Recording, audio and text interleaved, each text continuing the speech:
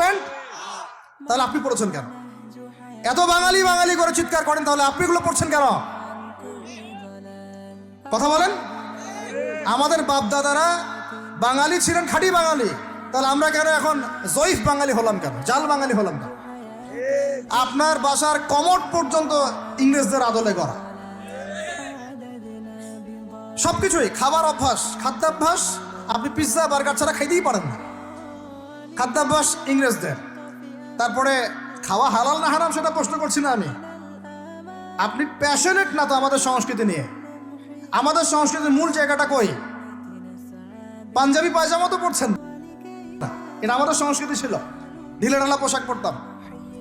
আমাদের সংস্কৃতি ছিল মাছে ভাতে বাঙালি, ওই মাছ তো ফরমালিন দিয়ে সব নষ্ট করে ফেলেছেন, মাছেও ভেজাল, ভাতেও ভেজাল, পুকুর সব ভরাট করে ফেলতেছেন, নদীগুলো শুকায় যাচ্ছে। নদীমাতৃক বাংলাদেশ, নদী কোথায়? নদীতে পানি কোথায় বলেন? পানির ন্যায্য হিস্সাই বা কোথায়? আমাদের কি পানির ন্যায্য হিস্সা দেয়া হচ্ছে? আমাদের কি পানির ন্যায্য হিস্সা দেয়া হচ্ছে? তাহলে আমরা কি দাস হয়ে থাকবো নাকি? আল্লাহ পাক আমাদেরকে বোঝার তৌফিক দান করেন। সংস্কৃতি দেখেন, সংস্কৃতি কি ছিল আমাদের? আমাদের বাপদাদাদের যুগটা চলে যান, ওই ফজরের আগে তারা ঘুম থেকে উঠতেন, আসসালাতু খায়রুম মিনান নাওম, কানে গেলে ঘুম থেকে উঠে যাইতেন, নামাজ পড়তেন, বাংলার ঘরে ঘরে কোরআন তেলাওয়াত শোনা যাইতো। এখন কি শোনা যায়? ফজরে পুরা ঘুম। প্রথম কাতারে আপনি যে কয়টা মানুষকে পাবেন তার মধ্যে 90% দাড়ি পাকা, যুবকদেরকে আপনি পাবেন না।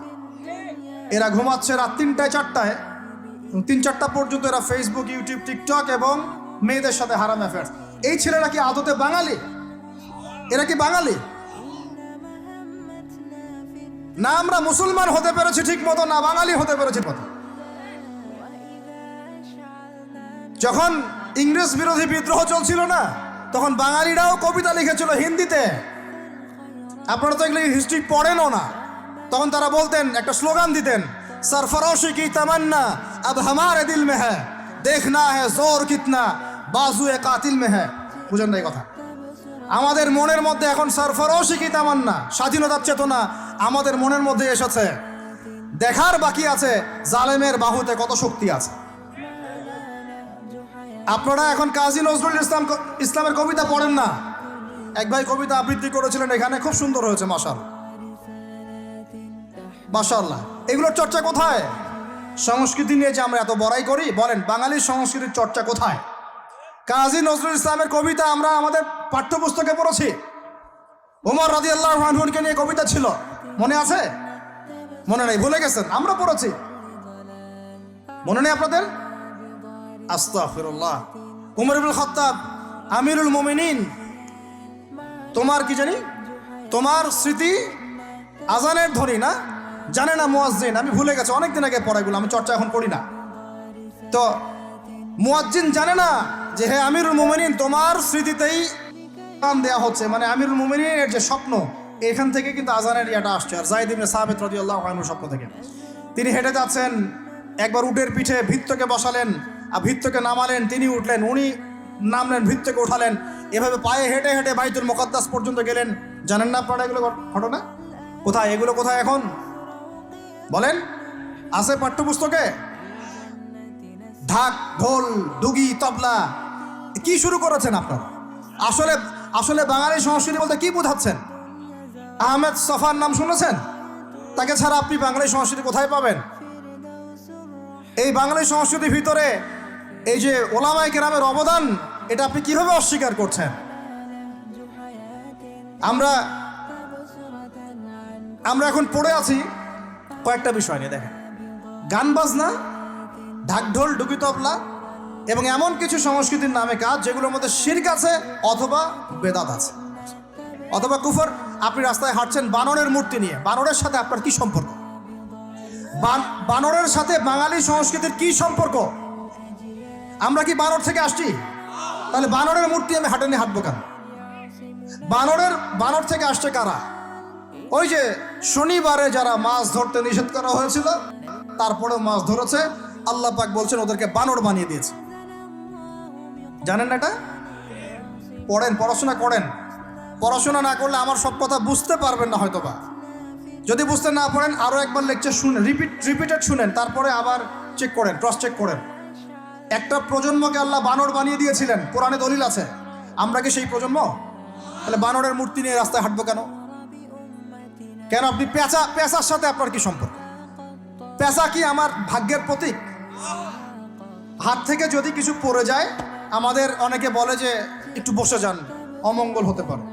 চিরুনি পড়ে গেলে বলে যে মেহমান আসতে পারে।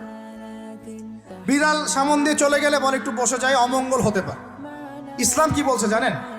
যখনই মনের মধ্যে কোনো কুলক্ষণ আসবে, আপনি পড়বেন আল্লাহুম্মা লা তায়রা ইল্লা তায়রুক ওয়ালা খায়রা ইল্লা খায়রুক ওয়ালা ইলাহা গায়রুক। মানে আল্লাহ আপনার দেয়া কল্যাণ ছাড়া কোনো কল্যাণ নাই, আপনার দেয়া অকল্যাণ ছাড়া কোনো অকল্যাণও নাই, আপনি ছাড়া কোনো ইলাহ নাই।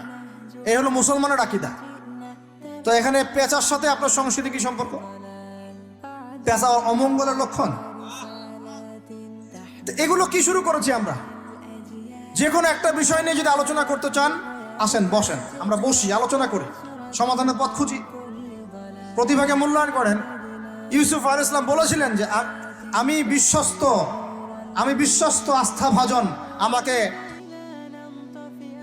আলাইহিস সালাম কখনো কখনো দায়িত্ব চেয়ে নেওয়া জায়েজ যখন দেখবেন দায়িত্ব নেয়ার যোগ্য কোনো মানুষ নাই। কিন্তু যে পদ্ধতিতে এখন মানুষ দায়িত্ব চাচ্ছে, ওই পদ্ধতি জেন্ডারকে দেখছেন মানুষের ঘরে ঘরে গিয়ে ভোট চাচ্ছে, একজন হিজড়াকে দেখছেন মানুষের ঘরে ঘরে গিয়ে ভোট চাচ্ছে, নারী থেকে পুরুষ হচ্ছে, পুরুষ থেকে নারী হচ্ছে। তাও আবার ভাই ওইদিকেই নিজেরও লজ্জা লাগতেছে, কারণ আমি আবার উত্তরবঙ্গের মানুষ। তো এখন কথা হচ্ছে যে এইটা তো সিস্টেম না, প্রতিভাকে মূল্যায়ন করতে হবে। আপনাদেরকে আল্লাহ পাক তৌফিক দান করেন, বলেন আমিন। এখন কথা হচ্ছে সংস্কৃতি যদি আপনি ভিতরে চোখ দিয়ে দেখেন, দেখবেন টপ টু বটম আপনি ইহুদি খ্রিস্টানদের সংস্কৃতি ফলো করছেন। আপনার খাওয়া, আপনার রুচি, আপনার অভ্যাস, আপনার পছন্দ, আপনার বিয়ের অনুষ্ঠান, আপনার জন্মদিন, আপনার মায়ের ওই কি বার্ষিকী, বাবার ওই বার্ষিকী, যা যা করতেছেন সবকিছু কি কার অনুসরণ করতেছেন আপনারা? ইহুদি খ্রিস্টানদের। একটা ভবন উদ্বোধন করবেন, খুচুত করে একটা ফিতা কাটলেন, কাইটটা মাশাআল্লাহ পায়রা আপনি উড়াই দিলেন। তো এই পাখি কি আমার কল্যাণ নিয়ে আসবে? হ্যাঁ, এই পায়রা আমার কল্যাণ নিয়ে আসতে পারে? ওইখানে দাঁড়ায় 2 রাকাত নামাজ তো পড়তে পারতেন, পরে আল্লাহর কাছে দোয়া করতে পারতেন, আল্লাহ আমি এই কাজটা শুরু করলাম, আল্লাহ তুমি বরকত দান করো। আমার সংস্কৃতি। একটা দোকান করেছেন, বাড়ি করেছেন, শুরুতেই আপনি ডিজে পার্টি দিলেন, ডিজে পার্টি, সুবহানাল্লাহ। সূরা বাকারার তেলাওয়াত তো দিলেন না। তাহলে পুরো বিশ্বের প্রত্যেকটা ডিপার্টমেন্ট, মূল জায়গাগুলো আমরা এখন নিয়ন্ত্রিত হচ্ছি, এবং ভিতরে চোখ দিয়ে যদি দেখি আমরা আমাদের শেকড় থেকে দূরে সরে গেছি। ভাই আল্লাহ পাক আমাদের সবাইকে বোঝার তৌফিক দান করেন। কথা বললে